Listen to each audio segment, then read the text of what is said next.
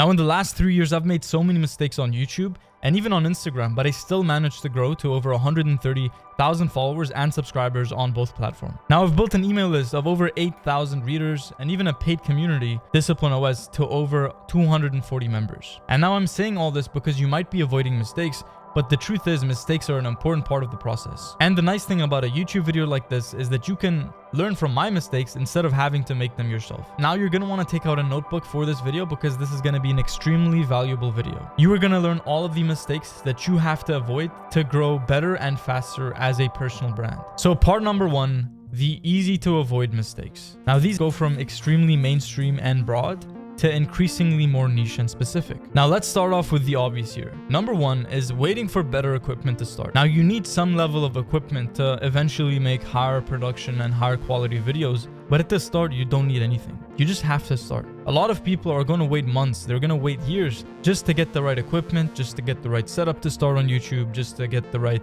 mindset, the right preparation, and they're just waiting for the perfect moment. But in that time, the person who takes imperfect action always wins. Now you see, I started off posting videos on my phone, but I didn't even have a camera or a microphone. I started off putting in the reps, showing up for myself and being consistent, and then eventually I bought a camera. I invested into a camera, and then a microphone, and then a better camera, and then a better microphone, and that's how it goes. Eventually, as a personal brand, as a content creator, when your whole business runs off of content, you're gonna have to invest in really high quality camera equipment. But don't worry about that just yet. Just start off with what you have, and the most important thing is that you start. Number 2 is no clear niche. So you just don't have a defined niche. You're making videos about like surfing, another video about diet, another video about mindset, another video about business and YouTube. It just doesn't add up. When somebody wants to come and watch your video and they like your video, they're expecting more of that same thing. So if they like one of your surfing videos, they're definitely not gonna like your discipline video. I mean, you never know, they might, but the chance is just very low. That is why you're gonna need to be known for one thing. That's why you know Alex Hormozi is the business guy. Ali Abdal is the productivity guy.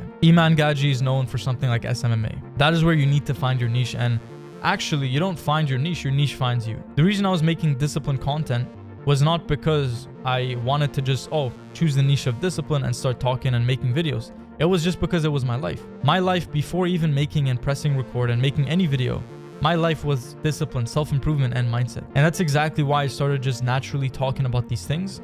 And in a way, your niche finds you. If you've spent the last 5 years working on AI agents, and that's like your profession and field, then that niche is going to find you. If you love business and running paid ads, then that's going to find you as well. And the third thing here is long, unfocused intros. So with intros, the common thing that most people do is they just make it complex. They add so much fluff, they add so many points, they add just so much complexity that it loses its touch. You need to get the viewer to understand one key point. It doesn't have to be complex, you just have to simplify things so that instantly, upon clicking on the video, the viewer who's watching instantly recognizes and understands what the next 5 minutes or 10 minutes are going to be about. Now, simple scales and fancy fails. Keep things simple, especially with your intros. Long, unfocused intros are one of the easiest ways to essentially ruin the chance that a video has to do well. And number 4 is too much fluff in your YouTube videos. This applies to Instagram, to any content you make really, but here I'm specifically talking about YouTube. In a long YouTube video, 5-minute or a 10-minute video, you just have so much room and space to just talk about anything. And that is exactly why, in comparison to a short form video, where you actually don't have much space to talk about random things, all that space you have in a long form video can either be good or bad. It can be good if you fill it up with only pure value, keep it down to just the things that you need. Anything that is fluff, remove it. The reason why it might be bad, however, is because with a lot of space, you can actually fill in a lot of fluff. You can yap a bit, talk about this, go off point, talk about another thing that is unrelated. Even though the video is about one thing, in a 10-minute YouTube video, you could go off script multiple times.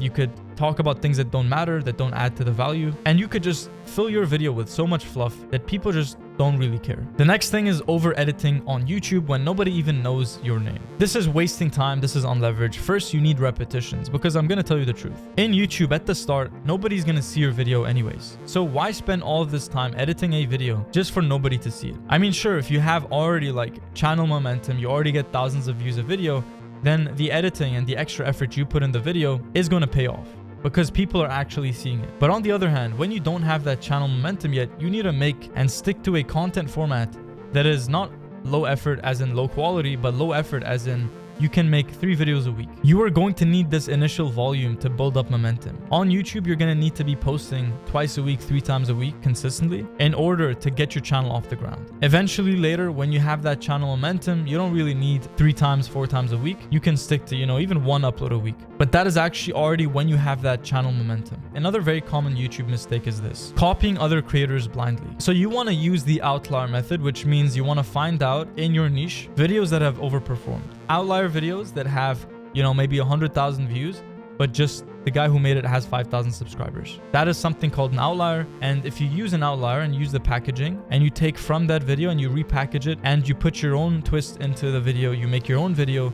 Obviously, everything is different and it's not copied, but you still use the foundational principles of why that video went viral and you use it for your own video. That is a good way to go. And that is not the copying I'm talking about. The copying I'm talking about is actually copying, scripts, is actually copying videos, which you shouldn't do at all. It just makes you inauthentic and it lowers your value. You want to stay authentic in the game of YouTube. You don't want to copy anybody. But I think to grow effectively, you should be using the outlier method, which is finding out videos in your niche that have worked really well and using those themes and those ideas and those topics to help your channel grow as well. And now 2 of the last mistakes before part number 2 is simple. Number 1 is bad thumbnails. So at the start, I actually didn't put in effort for the thumbnail. I would just literally make the video and then think about the thumbnail in the last minute. A thumbnail should be put as a first priority because it's the first thing that people see. At the beginning of your YouTube growth, you're probably going to be making the video first and then you make the title and then the thumbnail. Stage 2 is making the title first and then making the video based off the title, and then you make the thumbnail last. And then the top stage of YouTube of actually, growing effectively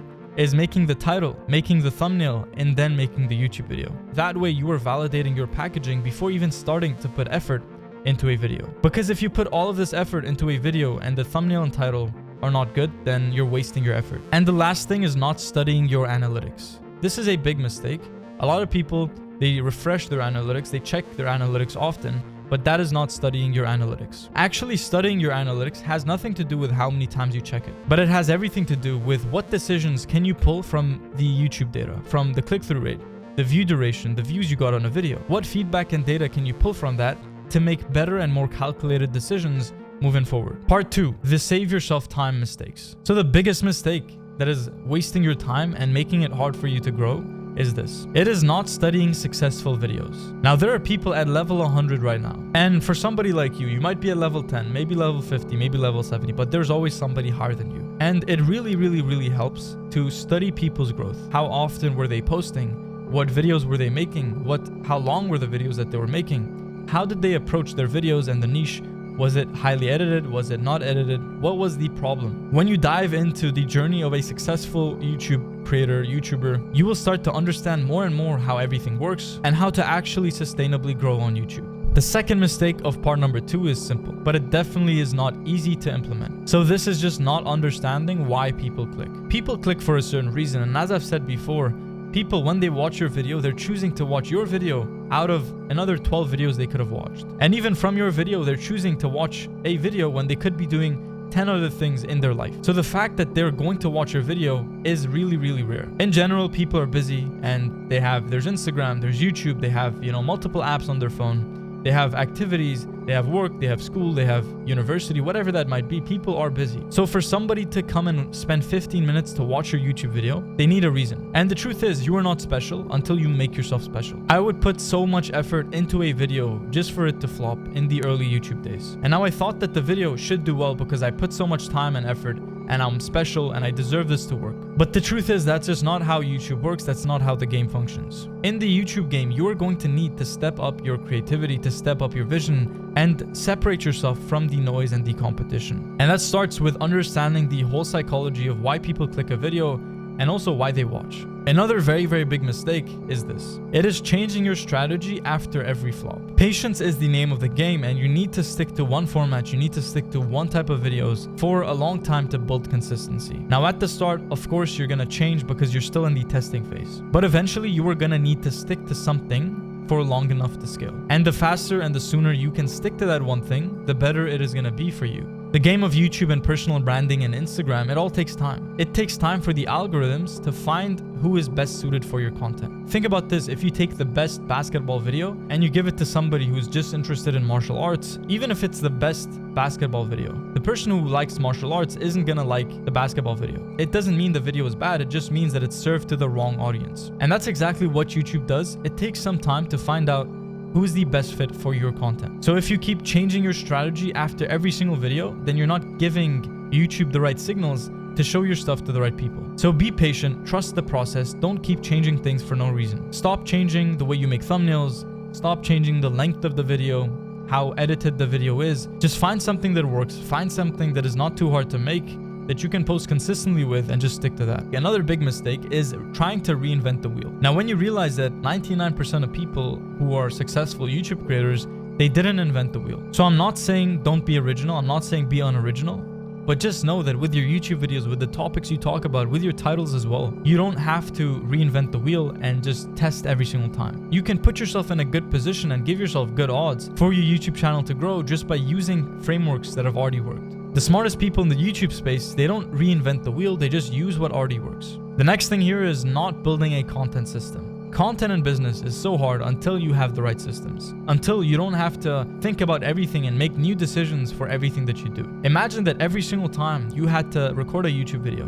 you needed to retest the mic, retest the camera, make sure the color grading is good. If you had to do that every single time, then it would just be hard to stay consistent. And as you know, consistency is the name of the game. Your upload schedule has to be systemized. The way you make your thumbnails has to be systemized. The way you do your scripting also has to be systemized. Every part of making the video, from scripting to filming to editing to making the thumbnail to publishing, every part of the process has to be systemized. And what that means is you need a system for how many times you were gonna upload per week. And the system could be something like a calendar or just a strict routine. And the next biggest mistake before we move on to part number 3 is trying to improve everything all at once. You just need to stick to 1% improvements every single day. If you try to improve too many things at once, you just lose sight of what actually works. Now, if you're enjoying and getting value from this video, then subscribe to the channel for weekly breakdowns on how you can grow your personal brand. Part number 3, the life-changing mistakes. So these are simple. I'm going to keep it straight and short to the point. So number 1, building a personal brand that you don't really care about, right? That is the biggest mistake. The number 1 most important thing is consistency. And if you don't even like what you do, then you're not going to be able to be consistent for long enough. YouTube takes time. The only reason I've been able to stay consistent and post for 3 years on my main channel is because I loved what I was talking about. It was my life. And that's exactly why I was consistent. If it was something I didn't like, it would have been hard to stay consistent. Find a niche that speaks to you, that is your life and your values and your characteristics. Number 2, trying to monetize before you've built trust. Of course, you're gonna have to turn this YouTube thing into a full-time income. You can't just be an entertainment creator and make videos without getting something in return, without getting money. But at the same time, you need time to build trust with your audience, to build the skill set to provide for the people who watch you. When you start off the journey, you have no idea how to monetize, you have no idea how to provide actual value, how to change people's lives. So you need to build up trust, you need to build up your skill set, you need to improve your communication before you can actually monetize. Another mistake goes like this. It is letting YouTube become your whole identity. This can be a good thing or a bad thing, but the truth is, it is gonna take time for your YouTube channel to grow. So if your whole identity is based on results and views, then it's going to be hard on your mental health. So what I would do instead is I would focus on the part of the process that gives you fulfillment now. The views will come, the subscribers will come, but if you're always focused on those metrics to provide that fulfillment for you, you're always going to feel a lack. You don't know how long it's going to take to see the results that you want. So build up skills behind the scenes, build up your life, Fix your life before you talk about fixing somebody else's life on camera. Work on these things behind the scenes, and that's going to change everything. And now these last 3 things are going to change your perspective to help you grow on YouTube. Number 1 is optimizing for short-term views instead of long-term leverage. Now you can make something that goes viral but speaks to nobody. You can make a video that doesn't really have a target audience, but it gets views. Now what you're doing there is you're taking short-term views but sacrificing the long-term play. Because if you make videos for everybody, they might get views, but if you do that time and time again, then you're basically speaking to everybody, which means you're speaking to nobody. Specificity is king, especially when you monetize your personal brand. So you're gonna need to make educational videos around certain topics, and you're gonna just need to have like 5 to 6 pillars for your personal brand. For me, this is discipline, this is identity, this is doom scrolling, this is environment design and systems, this is deep work, this is focus. Within the self-improvement bucket and niche, self-improvement is very vague. I had to select 5 things that I would rotate between and talk about. This keeps the content and the channel structured and organized. The second thing is quitting because growth isn't happening as fast as you want. At a certain point, I had posted hundreds of videos and I did not get the results I want. On Instagram, I had like 500 posts and I still had like 700 followers. Back when I was posting on TikTok as well, I had like 50 followers with a couple hundred posts. And on YouTube, I had around a couple hundred videos, like 400 videos between shorts and long form, but I only had a couple thousand subscribers. Now everything is exponential. You can't quit because growth isn't happening as fast as you like. You need to stay in the game long enough to win. And the last thing here, the last mistake, is being so obsessed with your competitors that you forget your own grind. I remember hitting these highs, hitting 50,000, 100,000 subscribers, and still feeling, in a way, sad or ungrateful and thinking that I had to be further ahead. Truth is, everybody has their journey, everybody has their timeline. If you're unable to be grateful for what you have now and the life that you have now and the success that you're seeing now with your personal brand, then it's going to be hard to be grateful long term. And it's just going to take a toll on your mindset. So focus on your own grind, focus on your own timeline, and that's the way to go. As they say, comparison is the thief of joy. Now, I hope you enjoyed this video. The format was a little bit different, but if you like the format, then comment below so I can make more of these videos. Now subscribe to the channel and I'll see you in the next one.